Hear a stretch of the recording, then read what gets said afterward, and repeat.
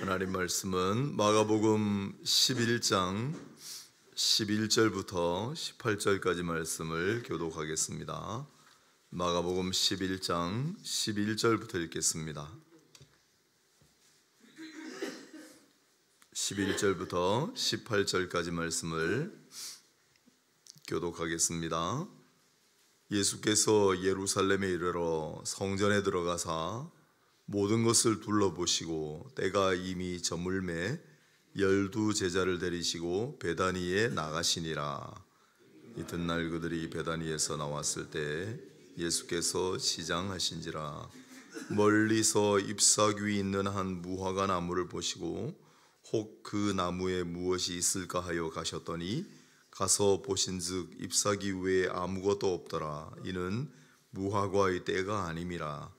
예수께서 나무에게 말씀하여 이르시되 이제부터 영원토록 사람이 네게서 열매를 따먹지 못하리라 하시니 제자들이 이를 듣더라.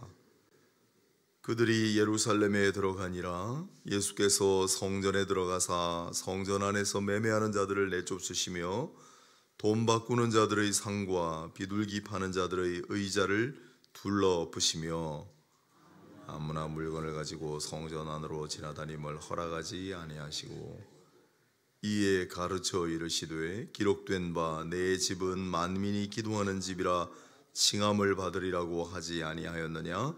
너희는 강도의 소굴을 만들었도다 하시매 대제사장들과 서기관들이 듣고 예수를 어떻게 죽일까 하고 꾀하니 이는 무리가 다 그의 교훈을 놀랍게 여김으로 그를 두려워함일러라. 아멘. 마가복음 11장 1절로 18절까지 본문으로 예수님의 분노에 관해 함께 말씀을 묵상하도록 하겠습니다. 조금은 다른 듯한 두 이야기가 합쳐져 있는 오늘 본문은 예수께서 거룩한 분노를 쏟아내시는 장면이라는 공통점을 가지고 있습니다. 한번 볼까요? 먼저 첫 번째 사건은 우리 보통 무화과 나무를 저주하시는 사건으로 알고 있는데 꼭 그렇지는 않습니다. 저주하셨다기보다는 꾸짖으셨다, 질책하셨다. 그리고 꾸짖은 무화과 나무에게 저주를 뭐 하시겠습니까? 무화과 나무를 빌어서 그런 사람들을 꾸짖으시고 책망하신 것이죠. 자, 이튿날 베다니에서 나오실 때 그 전날 예루살렘에 이르러 성전에 들어가 모든 것을 둘러보셨다 그랬습니다. 이제 저물고 베다니에 가서 주무신 다음에 이튿날 베다니에서 나오셨는데 시장하셨어요. 시장하셨다 그랬습니다. 예수님의 인성을 보여주는 장면입니다. 예수님은 100% 하나님의 모습을 간직하신 채로 100% 사람의 모습으로 이 땅에 오셨다. 이게 어떻게 가능한 일인가? 그것 때문에 한 325년 무렵에 니케아 터키에서 전부 회의가 열렸습니다. 지금은 이슬람당이 돼버렸는데 튀르키예의 니케아에서는 예수 그리스도께서 삼위일체의 하나님이시다라고 하는 교리가 공식적으로 확립이 됐고, 그런 다음에 또 하나 드러난 문제가 예수님이 어떻게 100% 하나님이시면서 100% 사람이실 수가 있는가? 앞서 예수님은 삼위일체의 하나님이시다라고 공식적인 교리가 발표가 됐어요. 그러면 사람들이 생각할 때 어떻게 하나님이신 분이 똑같이 사람이 되실 수가 있나? 그래서 예수님의 인성을 조금 부정하는 견해가 당연히 드러나게 됐죠. 그런 사람들이 속출하기 시작했습니다. 예수님은 거룩하고 존귀하신 하나님이신데 어떻게 연약한 피조물의 모습을 간직하실 수가 있겠나? 그래서 예수님의 인성에 관해 그걸 부정하거나 조금 폄하하거나 제한을 두는 견해들이 막 등장하기 시작했어요. 조금 어려운 말들이지만은 아폴리나리우스, 유티케스 이런 사람들이 막 등장해요. 그리고 그런 사람들의 견해가 막 인정을 받습니다. 그렇지, 그렇고 말고 예수님은 하나님이신데 어떻게 우리 연약한 피조물의 모습을 간직하신다는 말인가? 100% 하나님이시면서 어떻게 100% 사람의 모습일 수가 있나? 그 우리 이성으로 이해가 안 되는 거죠. 하지만 하나님이시기 때문에, 특별한 존재이시기 때문에 예수님은 100% 하나님이시면서 100% 사람이시다. 그게 공식적으로 확립된 게 451년에 열린 칼케돈 회의입니다. 그 사이에 많은 논란이 있었고 결국 예수님의 인성을 부정하거나 폄하하거나 예수님의 인성을 제한하는 사람들은 전부 이단으로 정죄되어서 다 쫓겨났죠. 그 사람들이 막 동방으로 이르기도 하고 그랬습니다. 네스토리우스라는 사람은 대표적인데 참 희한한 건 이 네스토리우스가 이 예수님의 인성 논쟁에서 이단으로 정죄되어 쫓겨났는데 그 사람들이 동방으로 옮겨와서 당나라에까지 이르렀어. 중국 당나라. 중국 당나라에 네스토리우스 교가 많이 들어왔어요. 그리고 중국에 7,000개의 사당이 있었다. 그걸 경교라고 불러요. 경교. 그 경교가 신라 때도 들어왔다는 거 아니에요? 제가 다 했던 얘기입니다. 우리 교회 와가지고. 그래서 비록 기독교 1파로 예수님의 인성 문제 때문에 이단으로 정죄가 되긴 했지만 이 사람들이 결국 갈 곳을 못 찾고 동방으로 인도도 넘어서 중국까지 왔어요. 중국에서 대유행을 했습니다. 대진교라고 불리기도, 경교라고 불리기도 하고 그 사람들이 신라에도 들어왔어요. 그러니 우리 신라 시대에도 기독교의 흔적이 있다. 놀라운 이야기들을 제가 신학교 가서 발견했죠. 그래서 경주에 가면 돌 십자가가 막 발굴이 되고 하는 이유가 거기에 있습니다. 자, 아무튼 예수님은 사람의 모습으로 오셨기 때문에 예수님이 100% 하나님이시기만 하고 인성이 없다면 의식주가 필요 없는 분이에요. 그렇잖아요? 의식주가 필요한 건 인간이기 때문에 그래요. 우리는 먹을 게 필요합니다. 덮을 것이 필요합니다. 잘 곳이 필요합니다. 그런데 예수님 똑같은 모습을 보여주셨어요. 성경에 몇 번 나오는 줄이신지라 시장하셨다. 예수님이 100% 하나님이시기만 하다면 뭐 때문에 배가 고프시겠습니까? 사람 똑같았기 때문에 배가 고프셨다라는 장면이 나오고 그 다음에 주무시더라, 피곤하셨다, 옷을 입고 다니셨어요? 정말 빛과 같이 눈부신 거룩한 옷만 걸치신 게 아니라 예수님은 사람하고 똑같은 옷을 입으셨기 때문에 그 혈루증 앓던 여인이 예수님의 옷자락을 만졌잖아요. 지나가는 곳마다 예수님이 가시는 곳마다 사람들이 옷자락이라도 만져서 병을 나을까 했다. 예수님 옷 입고 다니셨잖아요. 의식주가 필요하셨어요. 뿐만 아니라 예수님은 더 중요한 건 희로애락의 감정을 고스란히 드러내기도 하셨다. 슬픈 감정을 많이 드러내셨어요. 나인성 과부를 보시고 불쌍히 여기셨다. 또 우는 자들, 나사로로 인해 우는 자들을 보시고 심히 우셨다. 예루살렘을 바라보시고 눈물을 흘리셨다. 또 고민하시고 슬퍼하셨다라는 것도 있어요. 겟세마네 동산에서 심히 고민하여 내가 죽게 되었으니 라는 그런 감정도 표출하셨습니다. 기쁨의, 즐거움의 감정을 직접적으로 드러내신 적은 없는데 비유에 나와요. 피리를 불어도 너희가 기뻐하지 않고 춤추지 않는구나. 또 혼인잔치의 비유를 하면서 신랑이 왔으니 다들 즐거운 잔치를 벌려야 되지 않겠는가. 기쁨과 즐거움에 관한 감정도 간접적으로 드러내시기도 하셨습니다. 인간의 필요를 아시고 인간의 모든 감정을 공감하시기 위해서였죠. 그리고 거룩한 분노도 화도 내셨어요. 예수님은 너무 좋은 분이고 너무 온화한 분이고 그렇게 말하고 계시겠지만 예수님은 필요에 따라서는 화를 내시기도 했습니다. 준엄하게 꾸짖고 질책하시기도 했습니다. 그게 오늘 본문 이 장면인데 때는 바야흐로 본격적인 추수가 시작되기 전이었고 당시 소작농과 같이 가난했던 사람들의 허기를 채워주는 달콤한 과일이 바로 무화과였습니다. 오늘 마가는 뒤에 13절 무화과의 때가 아님이라 라고 해놨지만 그러나 멀리서 보니 무화과 나무가 있는데 이파리가 제법 달렸어요. 하나님께서 만들어 놓으신 자연 법칙이 이 동네는 열매가 열리고 다음에 이파리가 열려요. 그래서 잎이 무성하다라는 말은 이미 열매가 있다라는 거예요. 그렇게 만들어 두셨어요. 아직 무화과의 때가 아님이라는 건 무슨 의미인가? 본격적인 무화과의 철이 아니다. 말씀드렸지만 어제도 여기 이때 열리는 무화과는 이른 시기에 열리는 피게, 파게라는 무화과. 이건 제대로 크지도 않고 아주 당분도 육즙이 막 넘치지도 않는 그런 상태였지만 그럼에도 불구하고 부자들은 입에도 대지 않는 음식이에요. 그럼에도 불구하고 가난한 사람들의 허기를 달래주고 가난한 사람들의 단기를 보충해주기에 충분한, 가난한 사람들에게 너무나 반가운 음식이었던 거죠. 본격적인 무화과의 철은 아니지만 파게가 열릴 정도는 되는, 그렇게 해석할 수도 있고, 또 그런 아주 이른 무화과의 철도 아니었지만 그러나 웬일인지 여기에는, 이 무화과에는 잎사귀가 있어요. 잎사귀가 있기 때문에 아직은 철이 아니지만 이 나무는 이례적으로 열매를 맺었을 것이다라고 보게 된 거죠. 그럴 수 있습니다, 그죠? 지난번에 우리 나고야 갔을 때 거기 막 벚꽃이 피었더라고요. 요즘도 날씨가 한참 따뜻할 때 꽃들이 막 개화하잖아요. 그럴 수도 있는 거죠. 이파리가 열린 무화과를 보셨어요.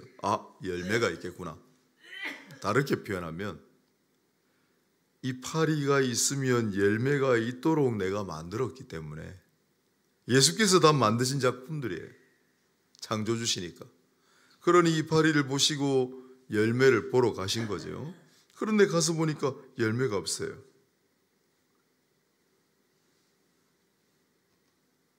기만한 거죠. 창조주를 기만한 거죠. 무슨 일인지는 모르겠으나 분명히 열매가 있어야 되는데 이파리 있는 무화과가 열매가 없는 거예요.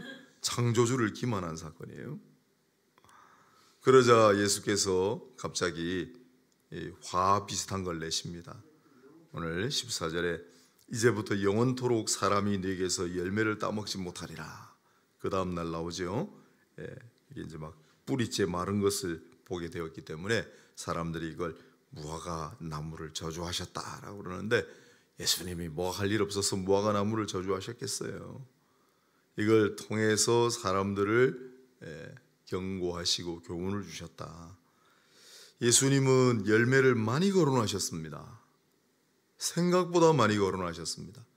제가 지금부터 쭉 한번 불러드릴 테니 한번 들어보세요. 제일 유명한 것부터 해볼까요? 나는 포도나무여 너희는 가지라. 그가 내 안에 내가 그 안에 거하면 사람이 열매를 많이 맺나니 나를 떠나서는 너희가 아무것도 할 수 없음이라.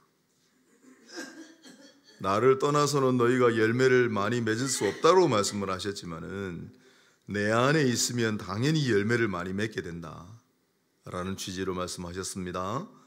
마태복음 7장 18절에 좋은 나무가 나쁜 열매를 맺을 수 없고 못된 나무가 아름다운 열매를 맺을 수 없느니라. 열매를 보면 알리라는 취지의 말씀을 하셨죠. 마태복음 13장 23절에 좋은 땅에 뿌렸다는 것은 말씀을 듣고 깨닫는 자니 결실하여 혹 100배 혹 60배 혹 30배가 되느니라 하시더라. 100배, 60배, 30배의 결실, 열매를 맺게 된다고 말씀하셨습니다. 내가 진실로 진실로 너희에게 이르노니 한 알의 밀이 땅에 떨어져 죽지 아니하면 한 알 그대로 있고 죽으면 많은 열매를 맺느니라. 요한복음 12장 24절. 무릇 내게 있어 과실을 맺지 아니하는 가지는 아버지께서 이를 제하여 버리시고 무릇 과실을 맺는 가지는 더 과실을 맺게 하려 이를 깨끗하게 하시느니라. 요한복음 15장 2절. 너희가 과실을 많이 맺으면 내 아버지께서 영광을 받으실 것이요 너희가 내 제자가 되리라. 요한복음 15장 8절. 너희가 내 안에 있으면, 내 말이 너희 안에 거하면 너희는 열매를 많이 맺을 수밖에 없다. 내 안에 거하면, 내 말이 너희 안에 거하면 아름다운 열매를 맺을 수밖에 없다. 왜? 하나님 선하시니까. 내 안에 있으면 너희가 열매를 많이 맺고 그로 말미암아 아버지께 영광을 돌리기 마련이다. 오늘 우리를 무화과나무에, 오늘 본문의 무화과나무에 비교할 때 잎사귀가 있습니까? 많이 있습니다. 우리에게는 잎사귀는 예수 그리스도 그분의 말씀이기 때문에. 그러면 우리에겐 열매가 있습니까? 우리에겐 풍성한 열매가 있습니까? 좋은 열매, 아름다운 열매가 넘쳐납니까? 만일 자신이 없다면 예수께서 오늘 우리를 보시면 뭐라고 하시겠습니까? 오늘 그 얘기를 하는 거잖아요. 유대인들이 일차적인 대상이었지만 시대를 넘어 오늘 우리에게 주시는 말씀이기도 하다. 우리는 예수 안에 있습니다. 예수님 우리 안에 계십니다. 하나님 말씀이 우리 안에 거합니다. 우리는 이미 무성한 잎사귀를 가진 나무들입니다. 열매를 많이 맺어야 합니다. 아름답고 선하고 좋은 나무가 아름답고 선하고 좋은 열매를 맺는다 했습니다. 이미 우리는 좋은 나무, 아름다운 나무이신 포도나무가 되시는 예수님 안에 있는 가지들이기 때문에 열매를 많이 맺어야 합니다. 열매 없는 신앙이 아니라 아름다운 열매를 맺는 모든 신앙인들이 다 되시기를 바랍니다. 많은 열매를 맺어서 하나님 아버지께 영광을 돌리시기를 바랍니다. 이어지는 구절은 성전 정화 사건이라는 이름 붙어 있는 그런 내용이죠. 성전은 세 개의 구분으로 구획되어서 가장 바깥쪽은 이방인의 뜰로 불렸습니다. 유대인들은 이방인의 뜰이 왜 존재하는가를 몰랐습니다. 이방인의 뜰이 왜 존재하겠습니까?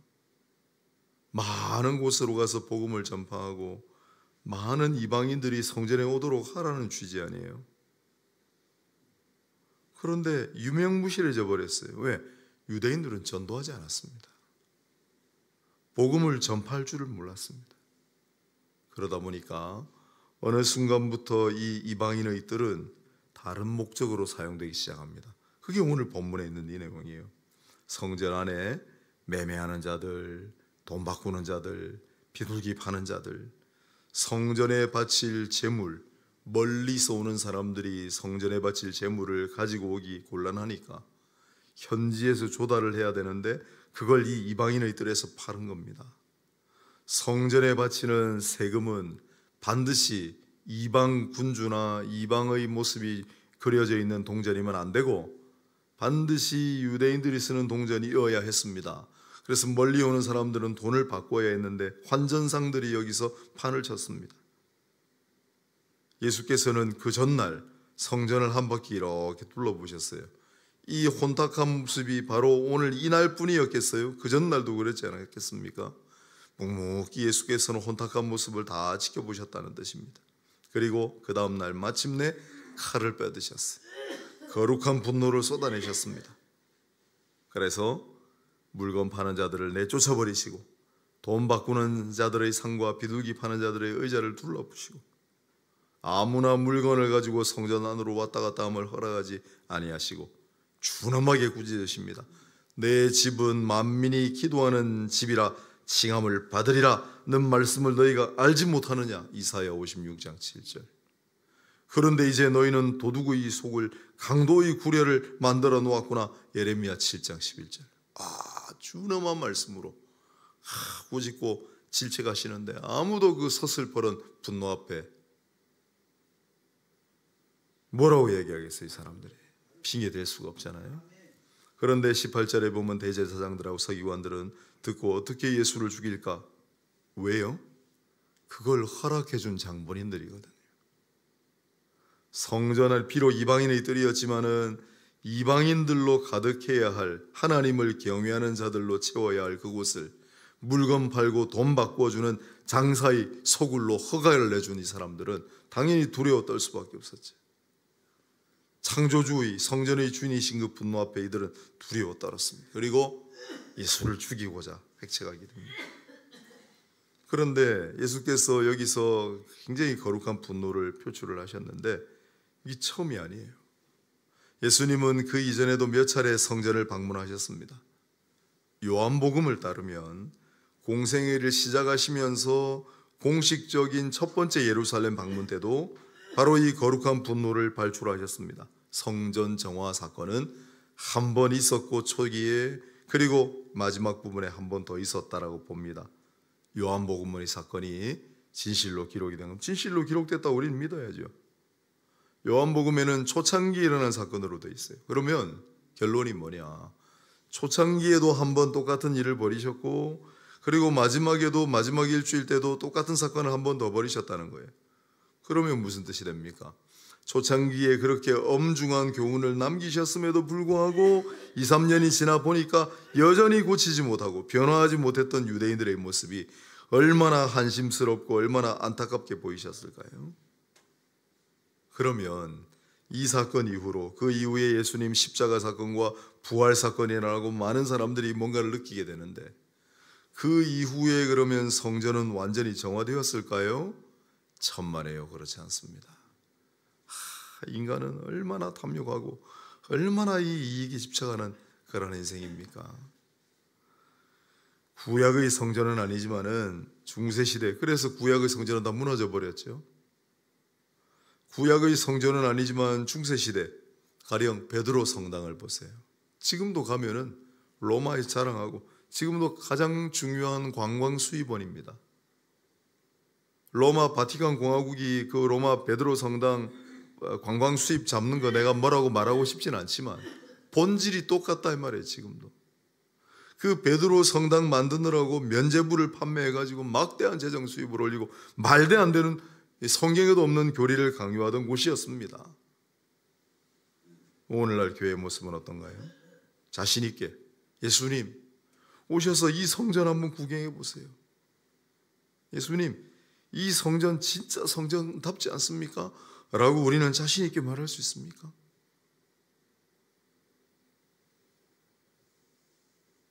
더 중요한 문제가 하나 있습니다. 우리는 이미 잘 알고 있는 진리 하나가 있어요. 우리가 바로 성전이라는 사실입니다. 우리가 성전이라고 성경은 얘기합니다. 신약 성경은. 그렇다면 성전된 우리는 이 성전을 아름답고 깨끗하게 잘 관리하고 있습니까? 우리 속에는, 우리 성전 안에는 온갖 물건 파는 사람들과 환전상들이 득실되고 있지는 않습니까? 어느덧 돈과 물질과 탐욕에 물들어 버리는 성전, 그런 성전은 아닙니까? 예수께서 이 성전을 바라보시고 참 아름답고 깨끗한 성전이로다 칭찬하시겠습니까? 부디 예수께서 꾸짖으시고 책망하시는 성전이 아니라 아름답다 칭찬하실 만한 그러한 성전들이 다 되시기를 바랍니다. 기도하는 하나님의 성전들이 되시기를 바랍니다. 하나님의 말씀과 성령의 열매로 가득한 참된 성전들이 다 되시기를 바랍니다.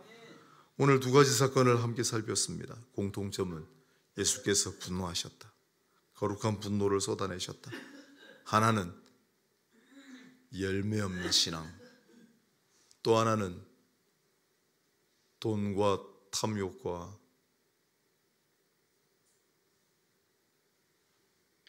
물질에 물들어버린 성전.